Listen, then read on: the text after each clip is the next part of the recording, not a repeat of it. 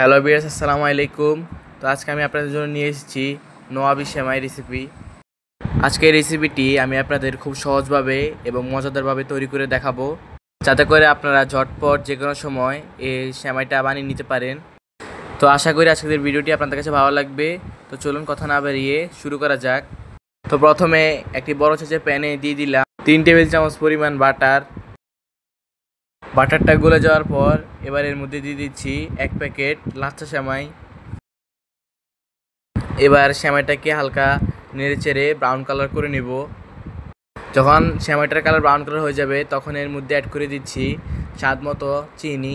চিনিটা আপনারা মিষ্টি খাওয়ার ধরন অনুযায়ী ব্যবহার করবেন। এবং এর মধ্যে আরও অ্যাড করে দিলাম হাফ কাপ পরিমাণ গুঁড়ো দুধ। এবার ভালো করে নেড়েচেড়ে সেমাইয়ের সঙ্গে চিনি ও গুঁড়ো দুধটাকে মিশিয়ে নিচ্ছি। সেমাইটাকে ততক্ষণ পর্যন্ত ভাজতে হবে যতক্ষণ পর্যন্ত কালারটা চেঞ্জ হয়ে যাচ্ছে ও একটু ক্রিস্পি হয়ে যাচ্ছে। তো আমার সেমাইটা ভাজা হয়ে গিয়েছে, এবার আমি চুলা থেকে নামিয়ে সাইড করে রেখে দিব। তো এখানে আমি নবাবী সেমাইয়ের ভিতরে যে ক্রিমি লেয়ারটা, সেই লেয়ারটা তৈরি করব। তার জন্য প্রথমে একটি পাত্রে নিয়ে নিচ্ছি 1 লিটার পরিমাণ গরুর দুধ এবং এর মধ্যে দিয়ে দিয়েছি স্বাদ অনুযায়ী চিনি, হাফ কাপ পরিমাণ গরুর দুধ ও 2 টেবিল চামচ পরিমাণ কাস্টার্ড পাউডার। এবার এটাকে ভালো মতো নেড়ে ছেড়ে নিতে হবে যাতে এর মধ্যে কোনো ধরনের লাম্পস না থাকে। এটাকে কিন্তু অনবরত নেড়ে ছেড়ে রান্না করতে হবে, না হলে কিন্তু এর মধ্যে দলা পেকে লাম্পস ধরে যাবে, মানে দানা দানা হয়ে যাবে আর কি। তাই অনবরত নেড়ে ছেড়ে এটাকে রান্না করতে হবে। এবার এর মধ্যে দিয়ে দিলাম কাঠবাদাম, কাজু বাদাম ও কিশমিশ।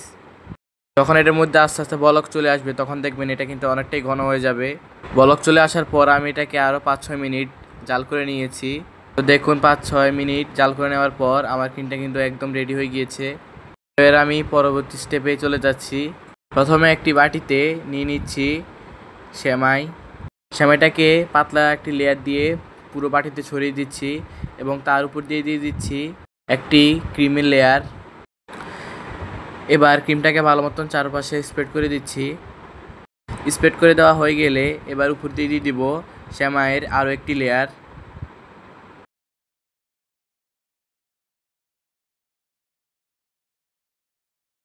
সেমাইয়ের এই লেয়ারটি দেওয়া হয়ে গেলে এর উপর দিয়ে আবার দিয়ে দিচ্ছি ক্রিমের আরেকটি লেয়ার।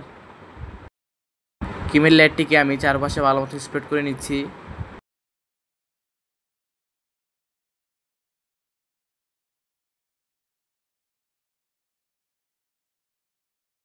ক্রিমটা স্প্রেড করে নেওয়া হয়ে গেলে এর উপর দিয়ে দিলাম আরও একবার সেমাইয়ের লেয়ার। তো দেখতে পাচ্ছেন আমার কিন্তু সেমাইয়ের লেয়ারটা দেওয়া হয়ে গিয়েছে। তো সেমাইটা দেওয়ার পর দেখা সৌন্দর্যের জন্য উপর দিয়ে কিছু বাদাম, কিশমিশ ও কিছু ফ্রুটস ছড়িয়ে দিব। এগুলো দিলে খাওয়ার সময় মুখে পড়লে কিন্তু অনেক ভালো লাগবে এবং দেখতে কিন্তু খুবই সুন্দর দেখা যায়। তো এবার বাদাম ও কিশমিশ দেওয়ার পর উপর দিয়ে আমি কিছু আমের টুকরো ও ড্রাগন ফলের টুকরো ছড়িয়ে দিব। এটা করে দেখতে কিন্তু সুন্দর লাগবে এবং খুবই কালারফুল হবে। তো এর মধ্যে কিন্তু আমাদের অসম্ভব মজাদার এবং দারুণ স্বাদের নোয়াবী সেমাইটা তৈরি করা হয়ে গেল। তো ফ্রেন্ডস, দেখতে পাচ্ছেন সেমাইয়ের লেয়ারটা কত সুন্দরভাবে সেট হয়ে গিয়েছে, দেখতে কতটা লোভনীয় লাগছে। আমি সেমাইটি কিন্তু 1 ঘন্টার মতো নর্মাল ফ্রিজে রেখেছিলাম, তারপর সার্ভ করছি।